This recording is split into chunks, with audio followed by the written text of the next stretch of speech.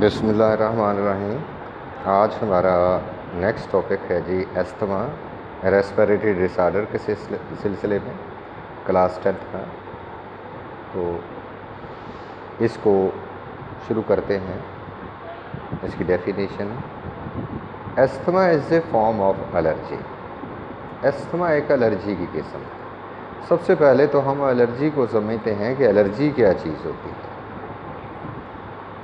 A damaging response by the body to a particular substance, especially particular substances, for example food ہے، pollens ہیں، fur اور dust, to which body has become hypersensitive۔ یعنی اصل کے اندر allergy جو ہے یہ ایک قسم کا ہمارے امیون سسٹم کا رد عمل ہے، رسپانس ہے، جو کہ باہر سے چیزیں ہمارے باڈی کے اندر داخل ہوتی ہیں، ان چیزوں کے خلاف رد عمل ہے ہمارے امیون سسٹم کا۔ تو وہ چیزیں مختلف ہو سکتی ہیں۔ فار ایگزامپل پولن گرین ہو سکتے ہیں، پھولوں کے اوپر جو لگتے ہیں۔ کچھ خاص خوراک ہو سکتی ہے، جانوروں کے بال ہو سکتے ہیں، فر وغیرہ، جیسے بلی یا کتے وغیرہ کے، یا کچھ انسیکٹ ہیں ان کے کاٹنے سے بھی یہ الرجی ہو سکتی ہے، جیسے کہ یہ ہنی بھی ہے، اس سے کچھ اشخاص جو ہیں ان کو خاص قسم کی الرجی ہو سکتی ہے، اور ان کا جسم ان کیمیکلز کے لیے ان چیزوں کے لیے خاص طور پر بہت زیادہ حساس ہو چکا ہوتا ہے، اور یہ الرجی ایک قسم کا رد عمل ہے، ریسپانس ہے ان چیزوں کے خلاف۔ اب بات آ گئی asthma as a form of allergy.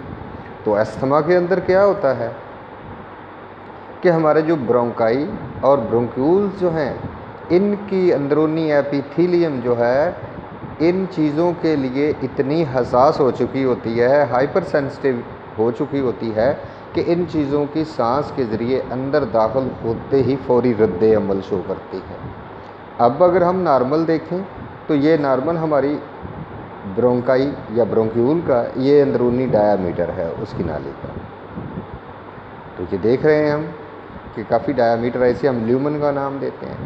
لیکن جو ہی کوئی اس قسم کا الرجن باڈی کے اندر داخل ہوتا ہے تو یہ فوری طور پر کنسٹرکٹ ہو جاتی ہے، سکڑ جاتی ہے رد عمل کے طور پر۔ اور یہ کنسٹرکٹ کیوں ہوتی ہے، کس وجہ سے ہوتی ہے؟ ہم دیکھتے ہیں کہ جو ہی ہمارا امیون سسٹم جو ہے یہ رسپانس دیتا ہے تو ہماری باڈی کے اندر ماسٹ سیل اور گوبلٹ سیلز پائے جاتے ہیں۔ یہ کہاں پائے جاتے ہیں؟ ہمارے گیسٹرو انٹیسٹائنل ٹریک کے اندر پائے جاتے ہیں، ہماری سکن کے اندر پائے جاتے ہیں، ہمارے ریسپیریٹری سسٹم کی جو ایپیتھیلیم ہیں ان کے اندر پائے جاتے ہیں۔ ماسٹ سیل جو ہیں یہ کیا پیدا کرتے ہیں؟ ہسٹامین ایک کیمیکل ہے۔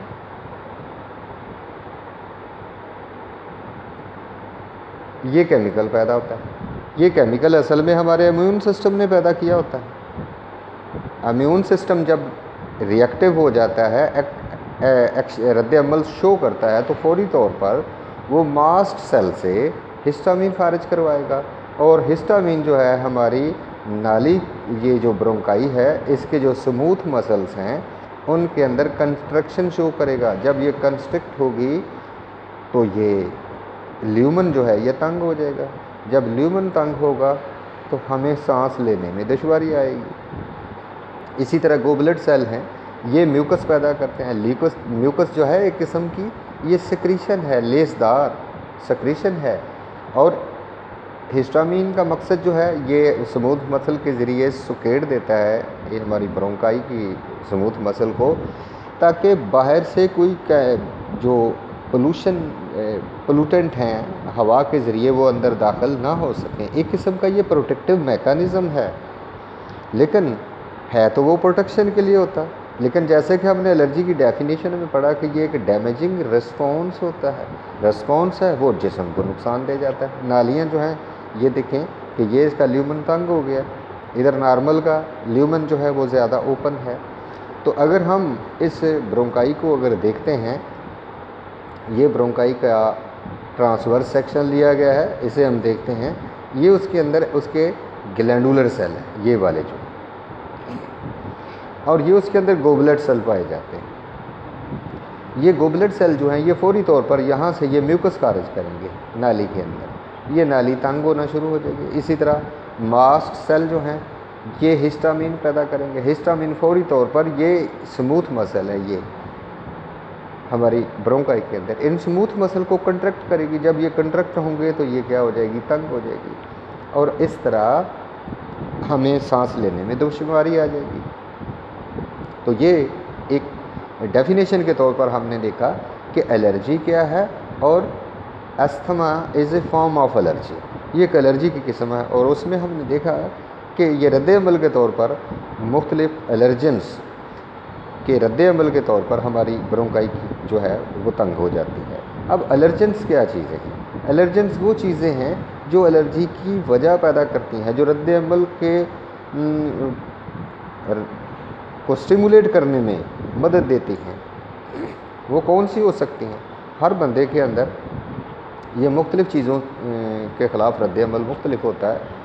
کچھ کو خوراک سے الرجی ہوتی ہے، کچھ کو پولن سے ہوتی ہے، کچھ کو فر جانوروں کے یہ بال جو ہوتے ہیں، کچھ کو مٹی ڈسٹ سے ہوتی ہے، اور کچھ جو ہیں ان کو پرفیوم وغیرہ سے الرجی ہوتی ہے۔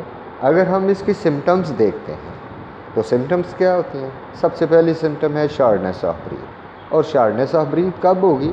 خاص طور پر جب کوئی بندہ ایکسرسائز کرے یا کوئی کام کرے، ایگزرشن کرے، یعنی اس کا کام باڈی تھوڑا سا کوئی ایکٹیویٹی شو کرے، تو تب یہ ہوتا ہے۔ اس وقت یہ شارڈنیس آف بریتھ ہوگی، کیونکہ ایکسرسائز کے دوران یا وہ کام کرنے کے دوران اس نے سانس تو لینا ہے، تو سانس کے ساتھ ساتھ باہر سے چیزیں بھی آئیں گی، تو ان کے خلاف ہماری یہ برونکائی جو ہیں اور برونکیول جو ہیں یہ ریسپانس شو کریں گے، اور وہ تنگ ہو جائیں گے۔ جو ہی وہ تنگ ہوں گے تو ہمیں سانس لینے میں دشواری آئے گی۔ دوسری سمٹم ہے ویزنگ۔ ظاہر ہے جب یہ رستہ ہی تنگ ہو گیا ہے تو جب ہم سانس باہر نکال رہے ہوتے ہیں تو اس وقت اس تنگ رستے سے جو ہوا باہر نکلتی ہے اس کے دوران سیٹیاں بجنے کی آواز آتی ہے، جسے ہم کیا بولتے ہیں، ویزنگ۔ اور ساتھ ساتھ ہمارا باڈی کا رد عمل ہے کف ایک رد عمل ہے، یہ رسپانس ہے کہ جو چیزیں اندر آ رہی ہیں انہیں خارج کرنا ہے، تو لہٰذا بندہ کھانسی کرتا ہے، اور کھانسی کے دوران ان چیزوں کو باہر بلغم کے ذریعے باہر نکالا جاتا ہے، اور چیسٹ جو ہے ٹائٹ رہتی ہے، کیونکہ پوری طرح گیسوں کا تبادلہ ہو نہیں پاتا، لہٰذا جو ہوا اندر ٹریپ ہو چکی ہوتی ہے، اس ہوا کے رستے کے بند ہو جانے کی وجہ سے وہ چھاتی کو تناؤ کی حالت میں رکھتی ہے، اور ہمارا گیسز ایکسچینج پورا نہیں ہوتا۔ تو اس کا ٹریٹمنٹ ہم کیسے کرتے ہیں؟ ٹریٹمنٹ جو ہے ایسے کیمیکل سے ہم کرتے ہیں جن کے اندر ایبلٹی ہوتی ہے کہ ان تنگ رستوں کو کھولنے کی، ڈائلیٹ کرنے کی، تاکہ یہ رستے ڈائلیٹ ہو جائیں اور ہمیں جو ہے سانس لینے میں آسانی پیدا ہو۔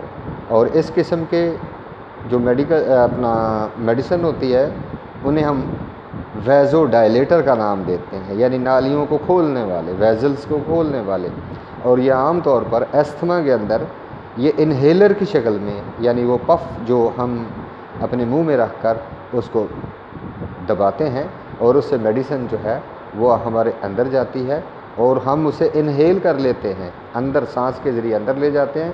وہی میڈیسن جو ہے وہ جا کر ان سموتھ مسلز کی کنٹریکشن کو ریلیکس کر دیتی ہے۔ جو ہی یہ ریلیکس ہو جائیں گے تو یہ نالی جو ہے اس کا ڈائمیٹر جو یہ ٹنگ جو ہے یہ بالکل پھر اپنی اصلی حالت میں آ جائے گا، اور یہ بار بار اسپازموڈک کنٹریکشن کی حالت میں آتا ہے۔ اسپازموڈک کنٹریکشن سے کیا مراد ہے کہ یہ بار بار وقفے سے ہوتا ہے، اور ہر شخص کے اندر اس کی علامتیں کوئی ایک جیسی نہیں ہوتی، پرسن ٹو پرسن یہ ویری کرتی ہیں علامتیں، کیونکہ ہر بندے کی طبیعت اپنی اپنی ہے اور وہ مختلف چیزوں سے وہ الرجک ہوتے ہیں۔ آج کا لیکچر ہمارا ختم ہوا، تھینکس۔